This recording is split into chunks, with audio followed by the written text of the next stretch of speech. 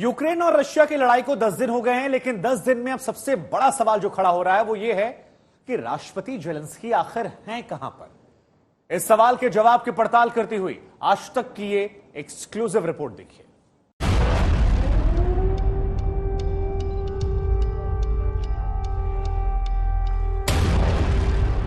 इस वक्त अगर दुनिया का कोई एक शख्स महानायक बना हुआ है तो वो निर्विवाद रूप से यूक्रेन के राष्ट्रपति वोलोदिमीर ज़ेलेंस्की हैं। जंग में अकेले दिख रहे ज़ेलेंस्की कभी अपनी फौज का मनोबल बढ़ाते नजर आते हैं तो कभी यूक्रेनी जनता के जज्बे को जगाते दिखते हैं।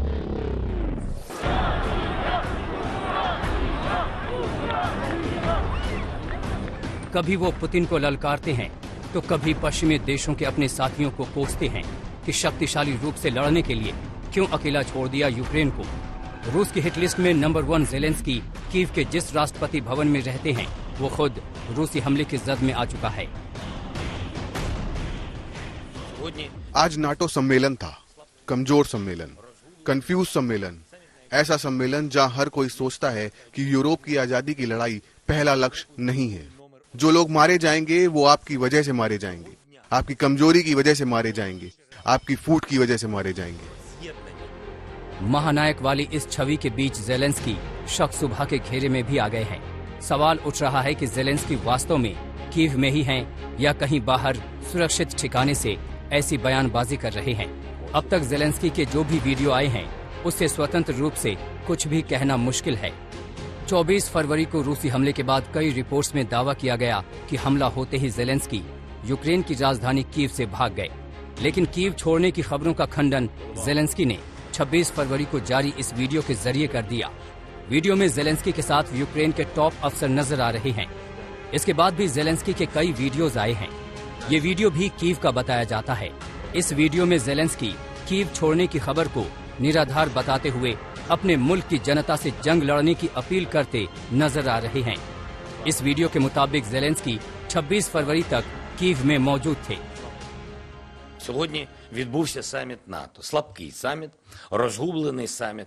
Саміт, на якому видно, що не всі вважають боротьбу за свободу для Європи метою номер 1. Усі люди, які загинуть від цього дня, загинуть також і через вас. Через вашу слабкість, через вашу роз'єднаність. Сьогодні керівництво Альянсу дало зелене світло для подальшого бомбардування українських міст та сел. 28 फरवरी को ज़ेलेंस्की का ये वीडियो सामने आया। इस वीडियो में राष्ट्रपति ज़ेलेंस्की यूरोपीय संघ में यूक्रेन की सदस्यता के लिए आवेदन पर हस्ताक्षर करते हुए नजर आए थे। 1 मार्च को ज़ेलेंस्की वीडियो कॉन्फ्रेंस के जरिए यूरोपीय संघ की संसद से जुड़े, यूक्रेन को सदस्यता देने की अपील की और उनके जोरदार भाषण पर खूब तालियां बजी।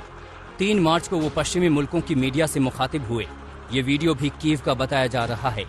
4 मार्च को फिर ज़ेलेंस्की का वीडियो सामने आया जिसमें पुतिन और नेटो पर हमला करते नजर आ रहे हैं। लेकिन बड़ी बात यह है कि इस वीडियो से ये पुष्टि करना मुश्किल है कि वीडियो कीव का है या फिर कहीं और का। आज तक ब्यूरो। यूक्रेन और युद्ध को लेकर जब हम बात करते हैं तो आज हम 10वें दिन में हैं और इस 10वें दिन भी पूरा यूक्रेन जो है वॉर जोन बना हुआ है। रात भर यहां पर हवाई हमले हो रहे हैं, हवाई हमले के सायरन बज रहे हैं। हमारे तमाम संवाददाता ग्राउंड जीरो पर मौजूद हैं। युद्ध और मिसाइल अटैक के खतरे के बीच वो लगातार रिपोर्टिंग कर रहे हैं। पल पल की जानकारियां, पल पल की खबरें, पल पल की तस्वीरें वो आप तक पहुंचा रहे हैं। 4 तस्वीरें इस वक्त हम आपको दिखा रहे हैं हमारे 4 अलग अलग संवाददाताओं की। श्वेता सिंह वो लवीव में मौजूद हैं यूक्रेन में, गौरव सावंत जो कि शुरुआत से ही लगातार इस युद्ध के डटे हुए हैं कीव यूक्रेन में, गीता मोहन की बात की जाए वो भी लवीव में डटी हुई हैं, और राजेश पवार की रिपोर्ट्स लगातार आप देख रहे हैं कीव यूक्रेन से। तो ये जो जंग है ये इस पर लगातार इंटरनेशनल कवरेज जो है वो आज तक की जारी है और लगातार ग्राउंड जीरो के हालात क्या हैं वो हम आप तक पहुंचा रहे हैं। लेकिन अब जब इस कार्यक्रम की शुरुआत कर रहे हैं तो एक बड़ी खबर आपको बता दें, नई जानकारी, अहम खबर हम आपको बता दें। इस वक्त नई बड़ी जानकारी जो आ रही है वो ये कि यूक्रेन के राष्ट्रपति ज़ेलेंस्की ने बड़ा दावा किया है और ये दावा ये है कि जंग में अब तक 10,000 रूसी सैनिक मारे जा चुके हैं। तो ये बड़ा दावा किया गया है। शुरुआत में कहा कि देखिए 6 दिन में 6,000, 8 दिन में 9,000 की बात की थी और अब 10 दिन में 10,000, यानी कमोबेश उनके हिसाब से वो 1,000 सैनिकों को हर रोज एड ऑन कर रहे हैं कि हमने रूस के 1,000 सैनिक हर रोज मारे हैं। अब इस खबर में कितनी सच्चाई है ये तो वहां के हालात बताएं, लेकिन ऐसी कोई तस्वीरें या वीडियोस अब तक बड़े पैमाने पर नहीं आई हैं जो इस बात की पुष्टि करती हो कि ये दावे जो हैं ये पूरी तरह से सच्चे हैं। हालांकि रशिया ने 500 सैनिकों के मारे जाने की बाद 8वें दिन कबूल की थी, ये एक इंपॉर्टेंट फैक्टर है। लेकिन क्या 10,000 रूसी सैनिक मारे गए हैं? और अगर मारे गए हैं तो ये कितना बड़ा निर्णायक मोड़ है युद्ध के लिहाज से, ये भी अपने आप में दिलचस्प हो जाता है। लेकिन अलग अलग शहरों में फायरिंग जो है वो लगातार देखने को मिल रही है, युद्ध की स्थिति जो है वो लगातार बनी हुई है और दावे जो हैं वो भी लगातार किए जा रहे हैं। लेकिन जब हम और आप 10वें दिन बैठे हैं तो आज एक अच्छी खबर भी सामने आती है और वो ये होती है कि आज 2 जगह ऐसी हैं जो सीज फायर जहां पर किया गया है। और अब देखिए यहां पर ये एयरक्राफ्ट मार गिराने का दावा जो है वो भी यहां पर किया गया है। तो ये कहा जा रहा है कि यूक्रेनी नागरिक लगातार जंग लड़ रहे हैं। जेलेंस्की का ये दावा है, हमने उनके एयरक्राफ्ट, उनकी मिसाइलें, उनके टैंक्स को ध्वस्त कर दिया है। तो ऐसी तमाम बड़ी जानकारियां जो हैं वो निकलकर सामने आ रही हैं। एक और बड़ी जानकारी, बड़ी खबर इस वक्त आ रही है कि रूसी एयरक्राफ्ट को मार गिराने का ये बड़ा दावा जो है ये यूक्रेन के हवाले से किया गया है। अब इसको लेकर क्या जानकारी है हम आपको बताते हैं। खबर यह है कि यूक्रेन ने चेर्निहाइव के बाहरी इलाके में ये बताया है कि एक हमने एयरक्राफ्ट मार गिराया। इसका वीडियो फुटेज जो है वो भी यहां पर जारी किया गया है। तो ये फुटेज भी हम आपको दिखा रहे हैं। इस यूक्रेन के तरफ से ये दावा किया गया है और यहां पर ये दावा जो है ये तस्वीरें हम आपको दिखा रहे हैं। मेजर जनरल के सिन्हा सर लगातार हमारे साथ बने हुए हैं। सर, आप तो वॉर एक्सपर्ट हैं, जरा ये तस्वीर देखिए आप और इस तस्वीर को देखकर समझाइए कि जो ये दावा है इसमें कितनी हकीकत, कितना इसको जिसे कहते हैं बढ़ा चढ़ाकर पेश करना। देखिए शुभंकर, आपने बहुत सारी चीजें दी और आंकड़े दिए जिसमें संख्याएं दी कि कितने लोग, क्या क्लेम है, इतने 1000 लोग मारे जा रहे हैं, एयरक्राफ्ट गिराए जा रहे हैं, टैंकों को बर्बाद किया जा रहा है, कैप्चर किया जा रहा है। तो एक इंफॉर्मेशन वॉरफेयर का एक हिस्सा है, एक तरफा आ रहा है, उसके कहीं खंडन नहीं आती।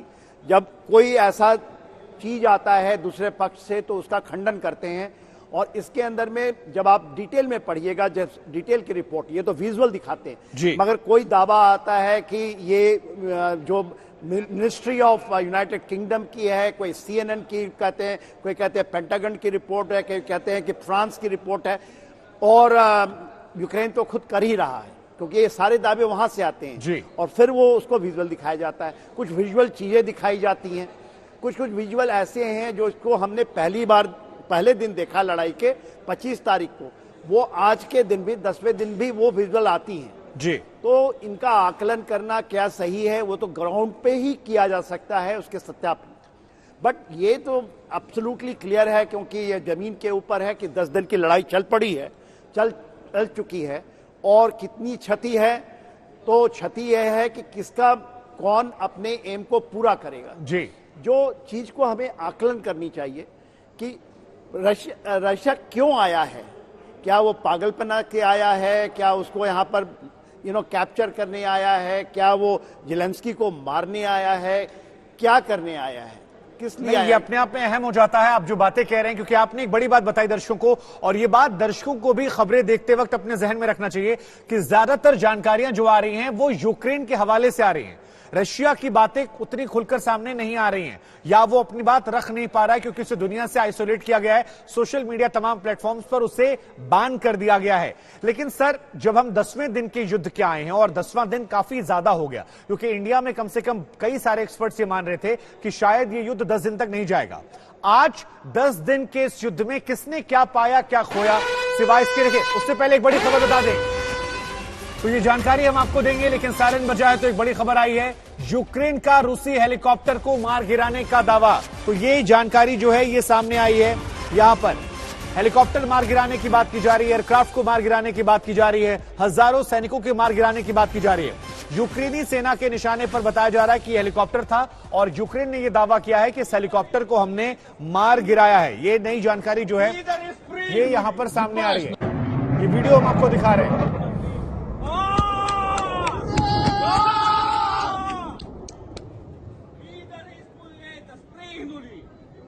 तो ये तमाम तस्वीरें जिस वक्त हम आपको दिखा रहे हैं, सर, ये प्रतीत हो रहा है कि मोबाइल कैमरे से रिकॉर्ड की गई। आज तक पर इस वक्त हम आपको ये तस्वीर जो दिखा रहे हैं, ये तस्वीर जारी करने के बाद ये नया दावा किया गया है कि यहां पर जो ये वीडियो है इसमें हेलीकॉप्टर मार गिराया गया है।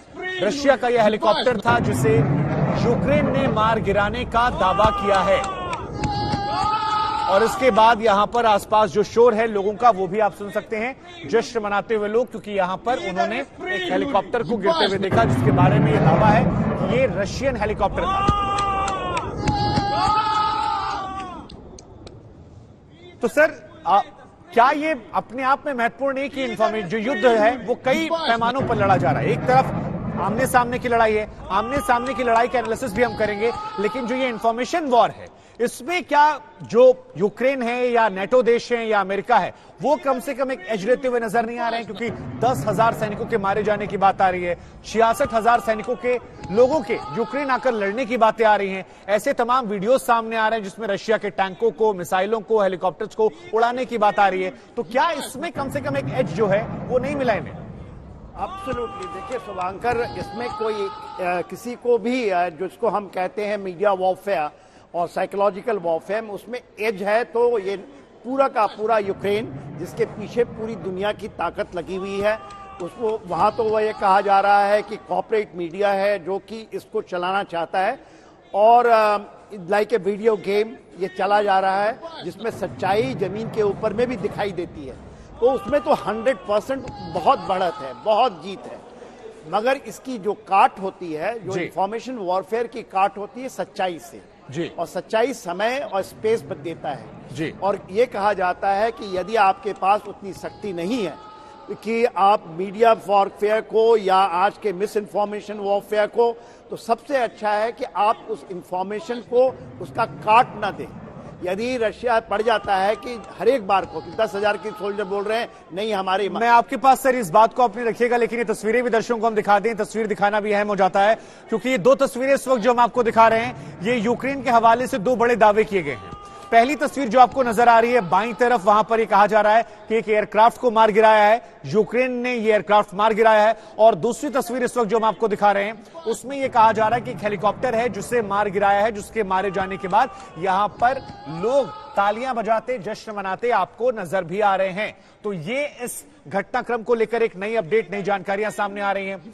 अब एक तरफ आपने वो तस्वीरें देखी जहां पर ये कहा जा रहा है कि जेलेंस्की का जो घर है, जो महल है, उसके बाहर रॉकेट से हमला हो गया। जेलेंस्की कह रहे हैं कि हमारा मुल्क जो है तबाह हो जाएगा। दूसरी तरफ ये वादे, ये तमाम बड़ी बातें।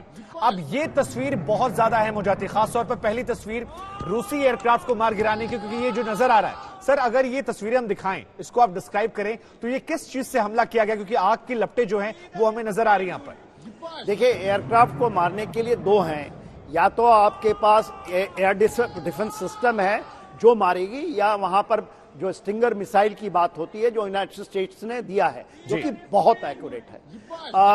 मगर देखिए जो मैंने देखा, जो आग के गोले जा रहे थे वो जमीन की तरफ जा रहे थे, क्या वो एयरक्राफ्ट गिरता हुआ दिखाई दे रहा था?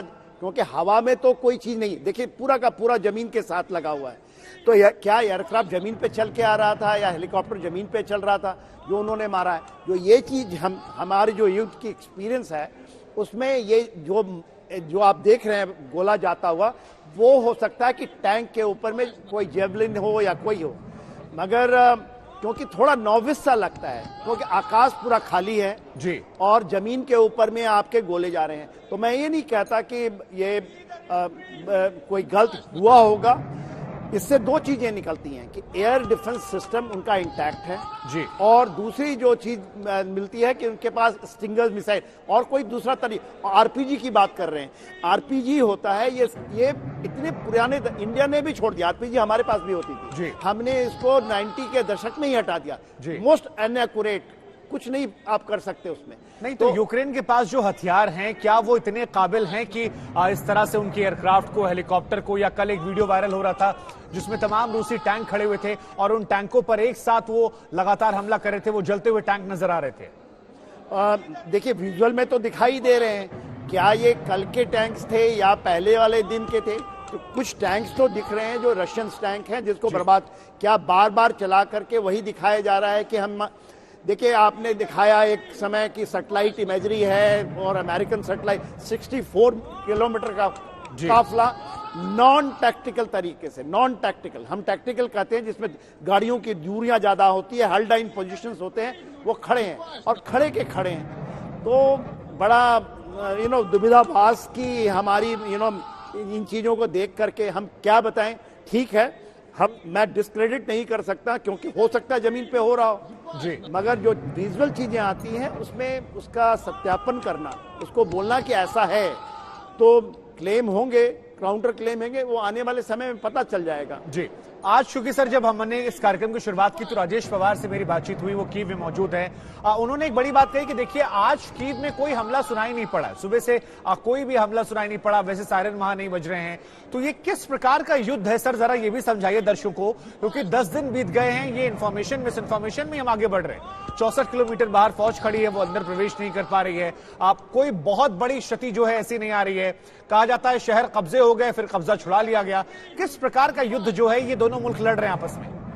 देखिए, जो रशियन फोर्सेस हैं, क्योंकि आकलन कैसे होती है, लोग किस बेसिस पे कर रहे हैं, इतने बड़े मुल्क में, देखिए यूरोप का वन ऑफ द बहुत बड़ा देश है, यूक्रेन कोई छोटा सा देश नहीं है। उसमें एक जो आक्रमण करने वाली फौज है उसकी संख्या 1,50,000 बोल रहे हैं, अमेरिका का है 1,80,000। सर एक बड़ी खबर आ रही है इस वक्त, दर्शकों बता दें तो एक और अहम खबर आ रही है इस वक्त, और वो खबर ये है कि रूस और बेलारूस पर यूरोपीय संघ ने बड़ी कार्रवाई की है। ये नई जानकारी निकलकर सामने आई है, बाल्टिक सागर राज्यों की परिषद से उन्हें निलंबित कर दिया गया है। तो नई जानकारी इस वक्त तमाम दर्शकों को हम दे दें, रूस और बेलारूस पर यूरोपीय संघ की तरफ से ये बड़ी कार्रवाई की गई है।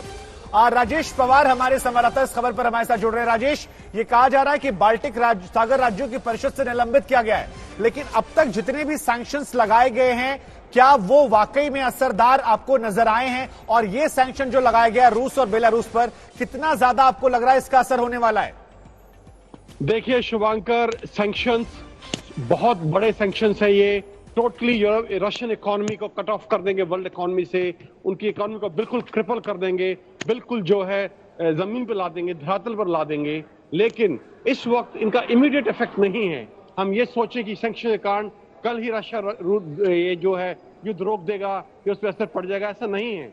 ये युद्ध अगर 1-2 महीने भी खिंचता है तो रूस के पास इतनी क्षमता है कि इन सैंक्शंस को सहन कर सके और उसका युद्ध पर इस वक्त कोई असर नहीं पड़ेगा। और मैं आपको एक चीज और बता दूं कि अगर रूस इसमें मिलिट्री तौर पर विजयी होता है, फिर नेगोशिएशंस होंगी, डिप्लोमेसी चलेगी, और उसमें मैं मानता हूं कि लगभग ये सारे सैंक्शंस हटा लिए जाएंगे कुछ शर्तों के साथ में। Over to Shubhankar. ये जो बात आप कह रहे हैं, क्या यूरोपियन कंट्रीज इन सैंक्शंस के लिए तैयार हैं? क्योंकि जब राजेश हम यहाँ एक्सपर्ट से बात करते हैं, कई एक्सपर्ट ये भी कहते हैं कि देखिए शुरुआत में क्रेडिट लेने के लिए डाल दिया गया, लेकिन अब इसके कॉन्सिक्वेंसेज जो उन्हें झेलने पड़ रहे हैं, चाहे फ्रांस की बात की जाए, जर्मनी की बात की जाए, उसके लिए वो तैयार नहीं है। वो भी अमेरिका पर दबाव बना रहे हैं कि आप नेगोशिएट कीजिए, और इसीलिए अमेरिका ने कहा कि देखिए अगर यहां पर युद्ध रुकता है तो सैंक्शंस हटा दिए जाएंगे।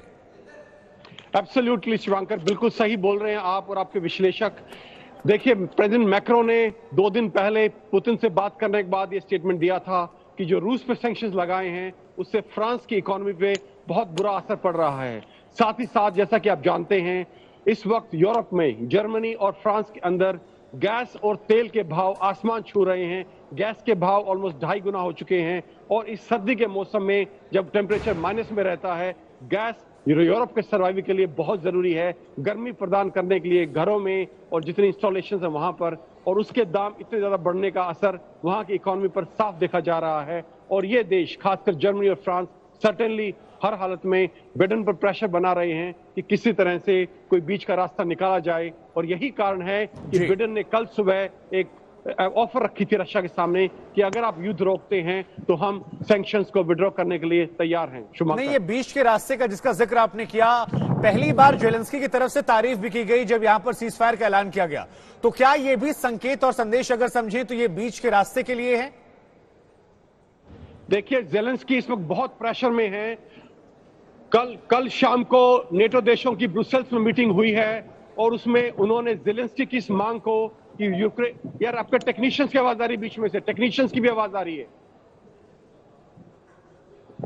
जो जेलेंस्की ने कल सुबह जो मांग रखी थी नेटो देशों के सामने कि यूक्रेन का air space NATO countries protect करें और उसको यूरोशिया के लिए बंद कर दें, उस मांग को नेटो देशों ने बिल्कुल सिरे से खारिज कर दिया है। उसके बाद ज़ेलेंस्की जो है काफी हतोत्साहित है और उसको पता है कि उसकी रक्षा के लिए अभी कोई नहीं आएगा, और उसके बाद से उसके रुख में बहुत बड़ी नरमी आई है। शिवांकर, ठीक है, बहुत बहुत शुक्रिया राजेश आपका तमाम जानकारी के लिए। आगे भी हम आपसे लगातार अपडेट लेते रहेंगे। लेकिन सिन्हा सर, जी राजेश कुछ ऐड करना चाह रहे हैं आप? शिवांकर, मैं इस वक्त कीव जू के सामने खड़ा हूं और मैं दिखाना चाहता हूं आपके दर्शकों को कि जो जानवर हैं, जो मूक बधिर जानवर हैं, जो बोल नहीं सकते, वो इस वॉर में किस तरह सफर कर रहे हैं। मैंने बड़ी मुश्किल से आज परमिशन ली है, सब कुछ बंद है, मैं जू के अंदर जा रहा हूं और हो सकता है अगर आप चाहें तो कुछ समय के बाद मैं जू से लाइव हो जाऊंगा। जी जी, बिल्कुल बिल्कुल, धन्यवाद। बिल्कुल राजेश, हम आपसे जुड़ेंगे, हम आपके पास आएंगे, वो तस्वीरें भी हम देखेंगे। आप लगातार वो जो ग्राउंड रिपोर्ट है वो तैयार रही है। लेकिन सिन्हा सर, एक सवाल यहां पर राजेश की बात को लेकर मैं भी पूछूंगा। ज़ेलेंस्की के पास क्या ज्यादा ऑप्शंस नहीं, क्योंकि सारा मुद्दा ज़ेलेंस्की पर आ गया है, उन्हें हटाया कैसे जाए? अगर वो हट जाते हैं तो शायद रूस की जो बहुत सारी मांगे वो अपने आप पूरी हो जाएंगी, और अमेरिका और नाटो के सामने भी क्या सबसे बड़ी मुश्किल अब यही है कि ज़ेलेंस्की को सेटल कैसे किया जाए? देखिए, सभी लोग ऐसा बोलते हैं कि ज़ेलेंस्की को ही मारने आए हैं, सत्या से हटाने आए हैं, और रशिया की जीत उसके बाद होगी, ज़ेलेंस्की हट जाएंगे। मेरा पहला दिन से मानना था कि ये लड़ाई 15 दिन के बाद कुछ ढंग लाएगी और 20 दिन 25 दिन खींचेगा जी। और देखिए, जब कोई स्ट्रैटेजिक एम होता है तो हम कोई प्लाटून के बैटल से उसकी आकलन करें या सोचें कि गिर जाएगा, उठ जाएगा, बंद हो जाएगा, कैप्चर हो जाएगा, इससे नहीं होता है। यूक्रेन में 10 दिन से लगातार रूसी हमला जारी है। शहर शहर पर रॉकेट, मिसाइल और बमों से हमले किए जा रहे हैं। यूक्रेन की आलिशान इमारतें हमलों में खंडहर में तब्दील होती जा रही हैं। जलती हुई गाड़ियां, परेशान हाल लोग हर तरफ नजर आ रहे हैं। यूक्रेन की सड़कों पर रूसी बख्तरबंद गाड़ियां दौड़ती हुई नजर आ रही हैं।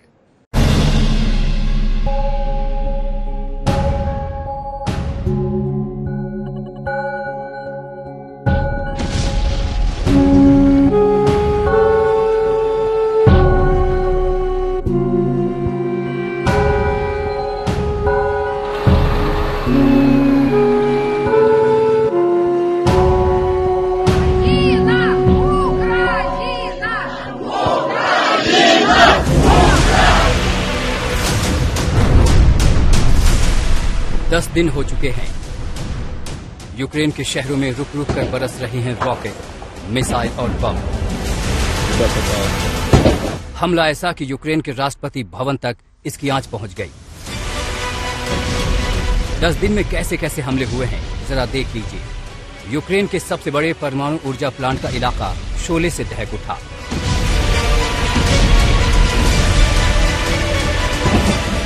यूक्रेन के दूसरे सबसे बड़े शहर खार्किव की आलीशान इमारत के परखच्चे उड़ गए। मारियोपोल का ये रिहायशी इलाका पुतिन की सेना के हमले में मटिया मेट होते होते बचा। ओडेसा पर ऐसी मिसाइल बरसी कि ब्रिज के परखच्चे उड़ गए।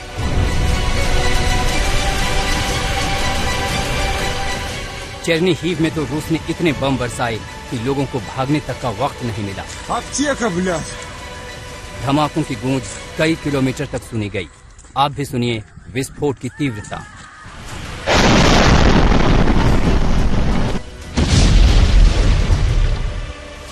बर्डियांका शहर तो रूसी हमले के बाद किसी मरघट में तब्दील हो गया लगता है।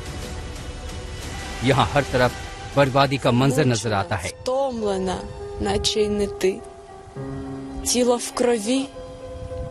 हर तरफ तबाही है, बर्बादी है, गहरी पीड़ा और उदासी है। यूक्रेन का कोई शहर ऐसा नहीं है जहां रूसी सेना ने बमबारी न की हो। ऐसा कोई शहर नहीं है जहां तबाही के निशान न दिख रहे हो। कीव के पास के हाटने शहर का हाल देख लीजिए। अंधाधुंध बमबारी ने रिहायशी इलाकों को भी टारगेट किया। इस इमारत में बम गिरने के बाद जो आग भड़की, उसे बुझाने के लिए फायर ब्रिगेड घंटों यहाँ लगी रही। खेरसन की बात करें तो काला सागर का ये सामरिक महत्व का बंदरगाह शहर रूस के कब्जे में आने वाला पहला यूक्रेनी शहर बन चुका है। यहाँ दिल दहलाने वाली तबाही हुई है।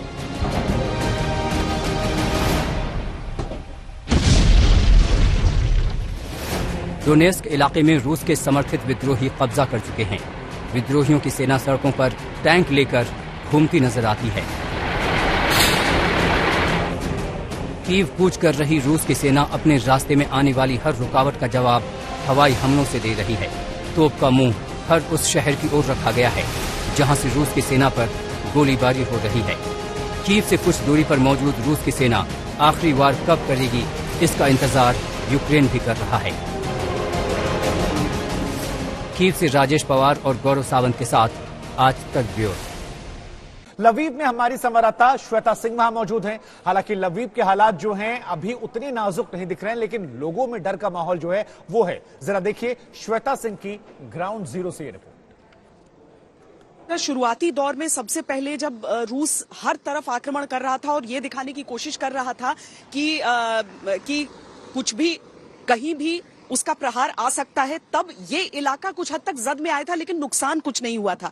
अब यहाँ के लोग जो है, अब इस शहर को इस हिसाब से समझिए कि ये पश्चिमी छोर पर है यूक्रेन के, और यहाँ पर जितने भी इलाके के लोग हैं वो सारे के सारे लवीव में पहुंचे हैं। आपको रात भर इस बर्फबारी के साथ रात भर खुले में रात गुजारते लोग नजर आ जाते हैं, छोटे छोटे बच्चे बुजुर्ग। तो ये बहुत ज्यादा प्रहार देख रहा है जो कुछ चल रहा है उसका, उसी के साथ तैयारियां हो रही हैं। बहुत ऐतिहासिक शहर है, इस वजह से इस तरह की जो मूर्तियां हैं, इसके लिए जो लोग हैं यहाँ पर वो कैमोफ्लेज नेट्स बनाने में लगे हुए हैं ताकि उन्हें ढका जा सके अगर रूस की तरफ से आक्रमण हो और प्रहार किया जाए यहाँ की संस्कृति पर।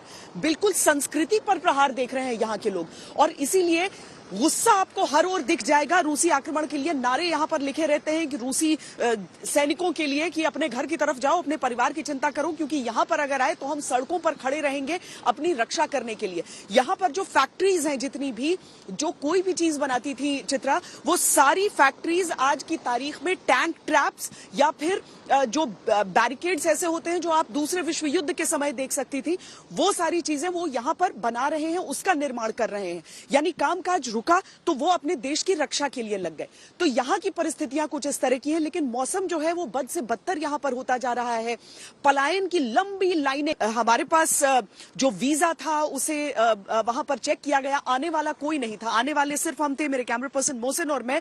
हम लोग सड़क के रास्ते यहाँ पर प्रवेश कर रहे थे, लेकिन दूसरी तरफ जब मैं कतारों को देख रही थी तो लंबी कतारें लोगों की, बच्चों की, जो पता नहीं कहां से चल कर यहाँ पर पहुंचे थे, जो देखने में संपन्न जरूर लगते थे, लेकिन आने वाले दिनों में क्या उनके साथ होने वाला था वो कोई नहीं जानता था। तो श्वेता सिंह की ग्राउंड जीरो से आपने रिपोर्ट देखी। लेकिन आज एक अच्छी खबर आई थी शुरुआत में कि 2 इलाके हैं जहां सीज फायर किया गया है, लेकिन अब उसी मारियोपोल को लेकर खबर आ रही है कि वहां पर रूसी बमबारी, जो गोलीबारी है वो तेज हो गई है। ये बड़ी जानकारी निकल कर आई है। मारियोपोल में रूस लगातार बमबारी कर रहा है, यूक्रेन के हवाले से बड़ी जानकारी सामने आई है। हम आपको बता दें, ये वही इलाका है, वही जगह है जहां पर सीज फायर का ऐलान किया गया था। लोगों को निकल जाने के लिए कुछ घंटों की मोहलत जो थी वो दे दी गई थी, लेकिन अब यूक्रेन की मीडिया ये कह रही है कि रूस ने युद्ध विराम को तोड़ दिया है। यानी सीज फायर का उल्लंघन जो है वो यहां पर रूस की तरफ से किया गया है। तो ये बड़ी बात निकल कर आई है। कहा कि मारियोपोल से लोगों को निकालना रुक गया है, वो प्रोसेस जो था, जिसकी तारीफ दुनिया भर में हो रही थी, वो रोक दिया गया है। रूस ने युद्ध विराम के नियमों को तोड़ दिया है। यूक्रेन की मीडिया के हवाले से ये नई और बड़ी जानकारी सामने आ रही है। सिन्हा सर, इस खबर पर आपको कमेंट। देखिए, जो आपके माध्यम से जो जानकारी मिली थी कि मारियोपोल में बाल्कोखावा, दोनों जो कि सदर्न डिस्ट्रिक्ट्स हैं, एक तो पोर्ट ही है, वहां पर सीज विराम पहले 2 घंटे का बोला गया, फिर 5.5 घंटे का। तो 5.5 घंटे मैं तो लगातार इस पे बैठा हूं, तो वो तो समय बीत गया है। एक टाइम लिमिट था कि इस समय तक आप निकल जाइए, और निकलेंगे तो किधर निकलेंगे जी? आप पूरब की तरफ जा नहीं सकते, पश्चिम की तरफ वो कटा हुआ है, क्योंकि आपने ही ये बताया मारियोपोल के अलावा मांटियोपोल भी जो इलाका है, जो उसके जो न्यूक्लियर प्लांट की तरफ जाता है, वो भी बंद है, वहां भी रशिया है। उसके पश्चिम की तरफ और भी कहीं, क्या वो सी ऑफ एजॉव की तरफ जा रहे हैं, या वो क्रीमिया की तरफ जाएंगे, या वो रशियन क्षेत्र में जाएंगे जो उनके कंट्रोल में है? तो ये चीजें आई नहीं कि कहां जाएं लोग। नहीं तो क्या इसमें जो ये मारियोपोल के जरिए निकालने की बात कही जा रही थी, आप उसमें रूस का एंगल जो था, क्या वो यही था, या यूएनएचसी में एक संदेश देना था दुनिया को कि देखिए मानवता का भी हम ख्याल रख रहे हैं? लेकिन इधर हमारे संवाददाता इस वक्त कीव में है, राजेश पवार, और वहां पर एक ऐसी लड़की से बात की है जिसने नौकरी छोड़कर सेना की वर्दी पहन ली है। रूसी सैनिकों से ये लड़की जंग के लिए तैयार है। जरा देखिए report. With a Ukrainian soldier, a girl, a very young girl who is fighting for her country, for Ukraine. and she has been very kind to give this interview to me. I'm right now standing on the outskirts of Ukraine, of Kyiv, on near a military checkpost. May I know your name, please? My name is Alina. Alina, please. Okay, Alina, how old are you? How old are you? So what to be late? Like 26. 26. And what were you doing before the war started? What was your job? I worked in marketing. You were in marketing. And for how long did you join army now? For how many days back? Just as soon as the war started. So as soon as the war started, you joined the army. And how has been your experience? It's great. It's been great. We have all the needed supplies from volunteers because I'm in territory defense, not like the army itself. But all the people have been very kind, and like all the locals, they support Ukraine and they want to do like everything they can to help territory defense and army because everybody is worried about the future of Ukraine and everybody wants, to contribute and to make sure everything's okay and that Russia goes away. And can I see your weapon, please? Can I see your weapons? All right, can you show the weapon, please? What weapon is this? What's the name of this rifle? Is it AK-47? Yeah, it is. Kalashnikov. 47 or what brand? 47. Okay, and you can handle it very well? I can. Very good. Thank you very much. And you think you can fight against the Russian army? Yeah, we will definitely do so if needed. We are with you. Thank you. Thank you very much. Thank you. Ukraine के राष्ट्रपति Zelensky ने NATO से मांग की थी कि no fly zone घोषित कर दिया जाए, लेकिन इस मांग को नेटो ने खारिज कर दिया। और जब यह मांग खारिज हुई तो जेलेंस्की भड़के हुए नजर आए, कहा कि यूक्रेन पर बमबारी का लाइसेंस दे रहे हैं। तो वहीं नेटो ने कहा कि अगर हम ऐसा करते हैं तो यह युद्ध यूरोप पर भी आ सकता है, इससे यूरोप पर भी खतरा बढ़ सकता है।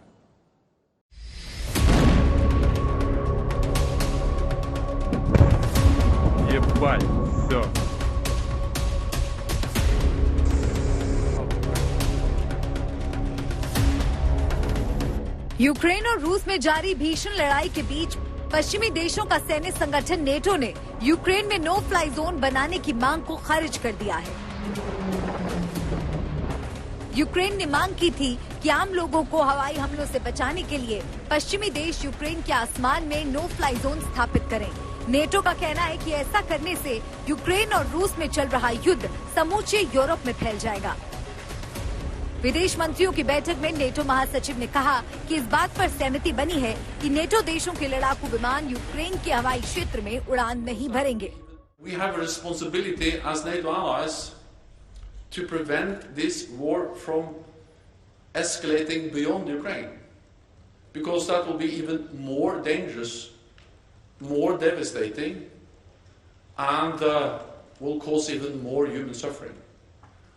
So we have made it clear that we are not going to move into Ukraine, neither on the ground or in the Ukrainian airspace. And of course the only way to implement a no-fly zone is to send NATO planes, fighter planes, into Ukrainian airspace and then impose that no-fly zone by shooting down Russian planes. वहीं Ukraine के राष्ट्रपति Volodymyr Zelensky ने अपने देश के आसमान में no fly zone बनाने की मांग को ठुकराने पर पश्चिमी देशों की आलोचना की। जेलेंस्की ने कहा कि पश्चिमी नेता जानते हैं कि यूक्रेन के खिलाफ रूस की आक्रामकता बढ़ती जाएगी। साथ ही राष्ट्रपति जेलेंस्की ने पश्चिमी देशों पर पुतिन को यूक्रेन पर बमबारी का लाइसेंस देने का आरोप लगाया। 9 днів ми бачимо жорстку війну. Руйнують наші міста, обстрілюють наших людей, наших дітей, житлові квартали, церкви, школи, знищують все, що забезпечує нормальне життя, людське життя. І хочуть це продовжувати, знаючи, що нові удари і жертви неминучі. НАТО свідомо ухвалили рішення. दरअसल यूक्रेन चाहता है कि रूस के खिलाफ पश्चिमी देश उसका साथ दे, लेकिन पश्चिमी देशों को डर है कि अगर वो ऐसा करते हैं तो रूस पूरे यूरोप में तबाही मचा सकता है।